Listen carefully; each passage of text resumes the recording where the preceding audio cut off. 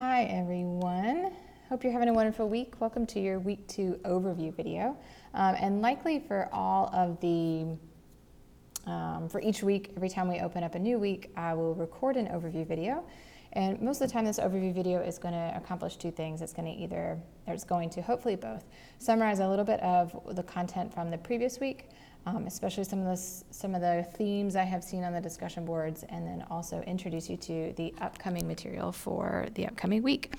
And just an FYI, in all of my other online courses, I call weeks modules. And so if I accidentally say like module 2 or module 3, I mean week 2 or week 3. I know you have modules in Canvas, so I know that can be a little confusing, but welcome to week 2. So a few things that I have seen so far in the week 1 discussion boards, and I particularly have enjoyed reading and listening to and watching all of your introductions, but hopping on the board of what do you want to learn most from this course, I saw a variety of answers, but a lot of them dealing with differentiation. So some of them are here. So for example, differentiating scripted programs. Rhonda and Allison, I think a few others have mentioned that you have a pretty strict reading program through which everybody has to be on the same lesson on the same day. So how you can differentiate and provide some meaningful experiences for some of your gifted learners who may need that. Kelsey, knowing how much to modify or differentiate. Donna, knowing one grade level up. That is always helpful. Although I'm going to hopefully not burst your bubble too much. Sometimes it's knowing 2 or 3 grade levels up. That will be helpful for some of your students. So I would probably say, as a general, as you progress in your years of teaching, I know we have a variety of teachers in here. Some of you are, maybe it's your second year. Some of you it's later on. The more you know content and the more you know all of the grade levels that came before or the grade levels that come after, I have found in my experience, the more easily I can differentiate content and make it more challenging in a very purposeful ways because I know what is coming next. So that can be really helpful.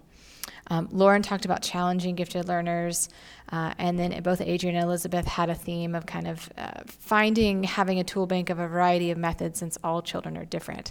And yes, hate to burst your bubble, Adrian and Elizabeth, but there is no script 1, 2, 3 that we follow for differentiation. There's like some general guidelines. There's a roadmap, but there's not this magical solution that's just going to make our lives easier as teachers.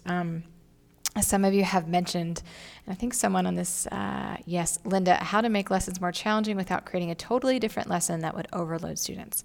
And I would probably also add to that, a totally different lesson that doesn't overload you as the teacher.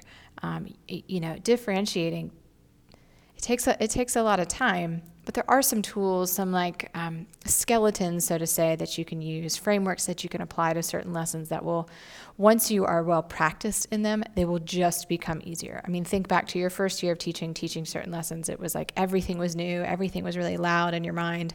And then years down the road, everything just kind of gets easier. And then you yourself are adding on more challenge. So it does get easier, but there's going to be time where, or maybe I should just say this, differentiating sometimes can mean like you are creating, 3, 4, 5, 6, 7, 8, 9, 10 preps based on all of the different students or the different ways you're differentiating. You are going to have to find ways that aren't, you're going to have to perhaps reframe, how can I say this? Reframe this clearly. I feel like we sometimes come into differentiating and serving gifted students with a very idealistic mindset that every single lesson of every single day, we are going to be able to serve all of our students 110% of the time. And in reality, that's just not possible. That's not possible with the way education is right now. Just like as a culture, with how many students are in your classroom. If you're working with like 4 or 5 students, that might be a little bit more doable. But if you have a class of 20, 25, high school, I taught up to 35 easily, like that's just, it's harder to do. So you're going to have to find those times where it's really imperative that you differentiate.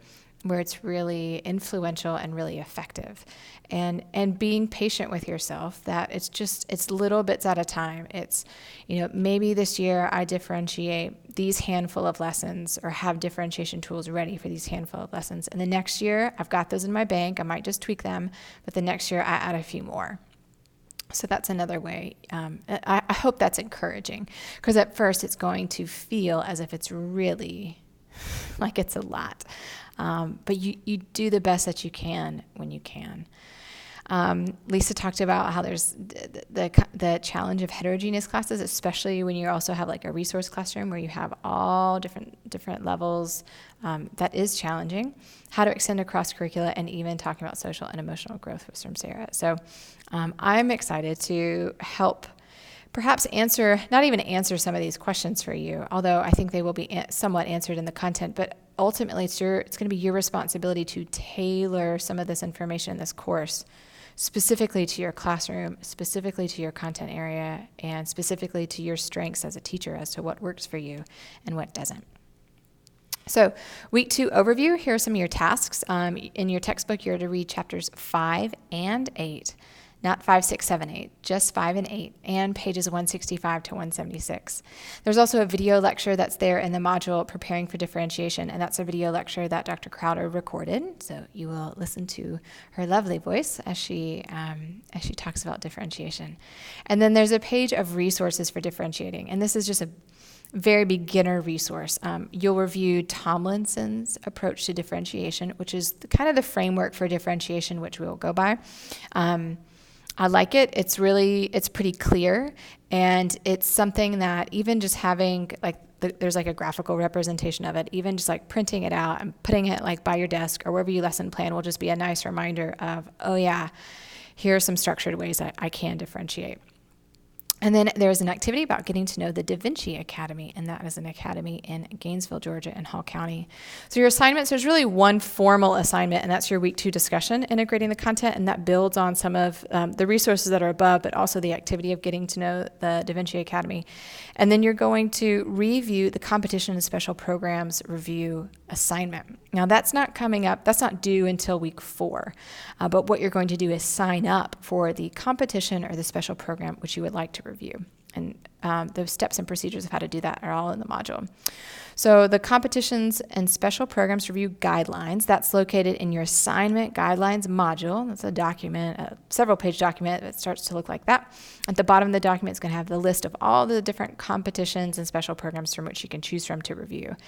And then there's now a new module that I've released called Competitions and Special Programs, weeks 2, 4, and 5. There's a special module, and in there, there is the sign-up form. And in that sign-up form, which you can see that little screenshot, I've relisted all of those competitions and programs. You can edit this page to sign up for the competition or special program that you would like to review. It's on a first-come, first-served basis, so there's a little edit button at the bottom of that page, which you'll be able to type your name in. And that is all I have for you for this Module 2 overview video. If you have any questions, please feel free to let me know. Please email me, and then in that email subject line, remember, put EDUC 7723 and then the rest of what your subject is, and that will help me. But other than that, I look forward to seeing you all on the discussion forum, and I hope you have a wonderful weekend and a wonderful week.